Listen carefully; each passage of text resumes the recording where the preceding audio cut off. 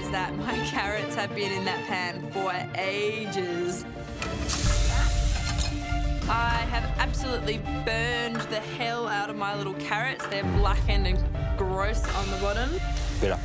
Also, make sure you wash them. I just got a little bit of grit. Okay, cool. Make sure you next batch, give them a good wash. All right, coming down to the wire. I have to get a second batch of carrots on. Fortunately, I'm working with little baby carrots today. They are thin and they don't need a huge amount of time to cook. There's no mandarins there. The biggest problem I have right now is there are no mandarins left in that pantry. Time to start putting all this together. 10 minutes to go. Come on. Come on, Jessica. Cooking the carrots without the mandarin juice is not going to be an option. It really needs the brightness and the acidity from that kind of citrus.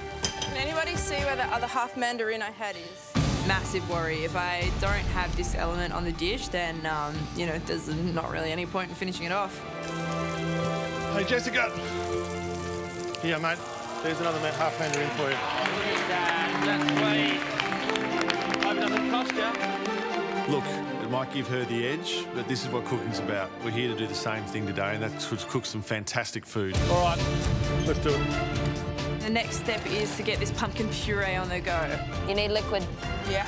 I don't want to add too much kind of plain grapeseed oil. It doesn't have a huge amount of flavour to it. So definitely worried about that being a missing element from it. Jess, what about your comfy duck leg oil? Yeah, cracking idea, Jessica. Jessie suggests that I use the oil from the confit quail legs in my puree, which is a fantastic idea. It's just going to add a little bit of meatiness and tie the whole dish together.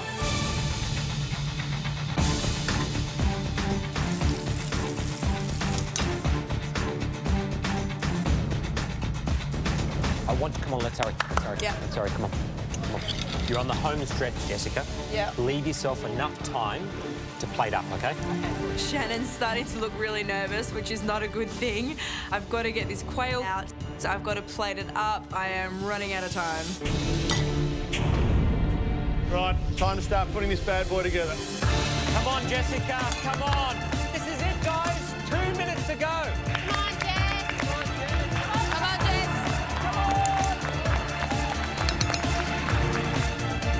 Pressure's on, then the clock's ticking. I've got to concentrate and actually deliver a dish.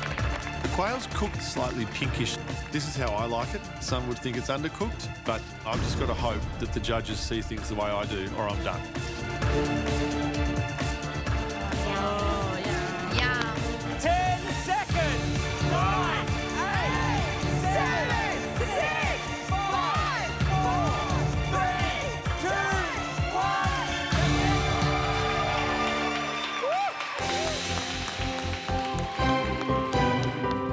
I am absolutely ecstatic. This is definitely one of the better cooks that I've had in the competition. I think that I've done a really good job. Yeah, that looks yummy. I've tried one of my little confit quail legs and I'm super glad I took the risk on doing that. They're delicious, so fingers crossed. I'm really happy with the dish that's turned out. Time's up, the food's on the plate. I feel like we've all done the best we can today. I know I've put my heart and soul into my dish. Look, it's in the judges' hands now. It's all just a waiting game.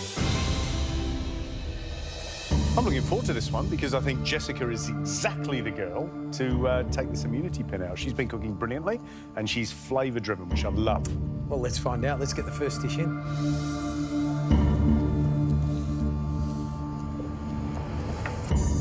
This is confit and pan-roasted quail, pumpkin puree, and mandarin glazed carrots. Gee, look at those carrots. Look at that puree. Those carrots look great. Look at that quail. Look at the colour on the quail. Looks good. It's just ultimate autumn, isn't it? It looks like they're confit the legs. Yep. And, you know, roasted the breasts of the quail. So that's fantastic. That's showing technique. Let's taste it.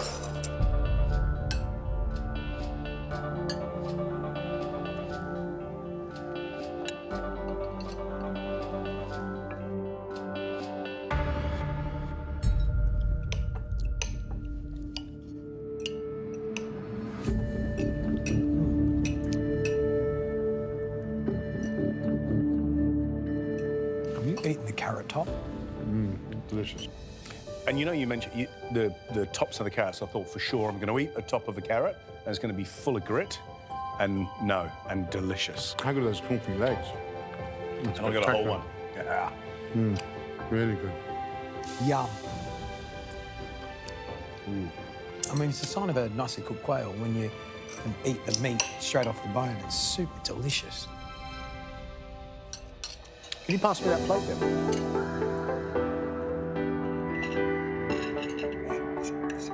You know what? Again, I'm going to refer to what was on the table, and there was no butter on the table. I mean, that pumpkin's been roasted, so you intensify the flavour, you bring out the sweetness, you make it a bit darker and richer without having to add things like butter, cream, X, Y, Z. That is tasty, that puree. I love it. I mean, straight up, I love the dish. I think it's delicious. There's beautiful caramelised flavours in there. And what I like most is the flavour in the pumpkin. It's really sweet, really roasty and caramelised. I think there's mandarin in that pumpkin puree. Yeah. That gives it that little bit It's good, of... isn't it? The puree, good. But there's just, it's little, for me, it's just lacking some of that freshness. Yeah. See, I disagree, because I think that kind of dish, it's all warm and comfortable in front of the fireplace. You know, it's a cold and chilly day and everything's rounded and earthy. I'm not saying that this isn't a delicious dish. It is a delicious dish. It is a delicious dish, but I asked myself the question, would it be better if there had been a little bit of butter in that puree? And I go, maybe. Well, we're all thinking slightly different. Before you score, I just want to point out, look at that. And you're still dipping your fingers in, Matt Preston. That's great. Shall we score? That is a rock and roll dish. Delicious. Great start. Let's get the next dish in.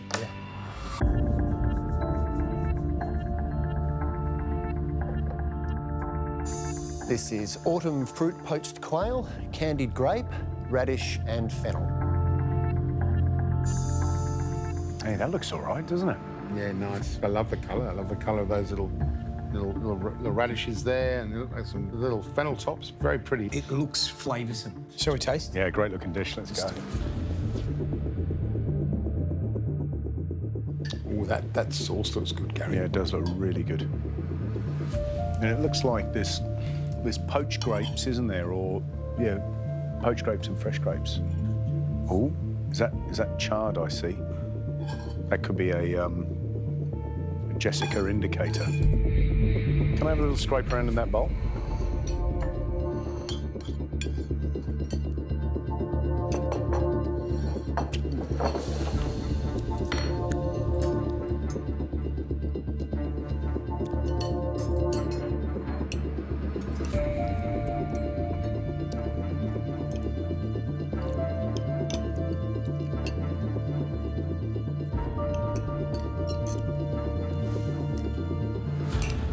It's good, isn't it?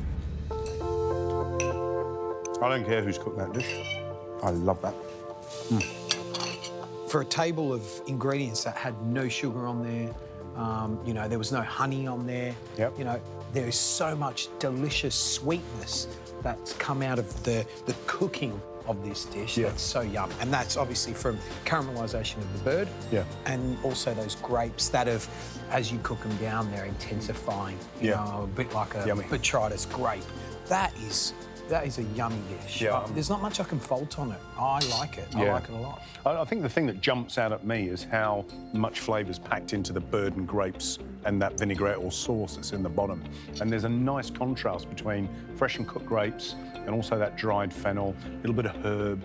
There are two types of good dishes. There are good dishes you can't fault, and there are good dishes that achieve greatness because they're surprising. And because they do that essential thing of, you know, sweet sauce, your immediate reaction is, oh, it's going to overpower the quail. And that quail still stands as the hero of that dish. Yeah. And it's beautifully cooked. You know what I'm most pleased about? This is the closest one so far, isn't it? Yeah. For me, I eat both of them, and I'm not going, oh, that one's slightly overcooked, so I'm going to mark it down. Yeah, but I like both of them. I think they've done a great job. I'm going to be fascinated to see how you score this one, boys. We have a battle on our hands between these two. There's no Big doubt. time.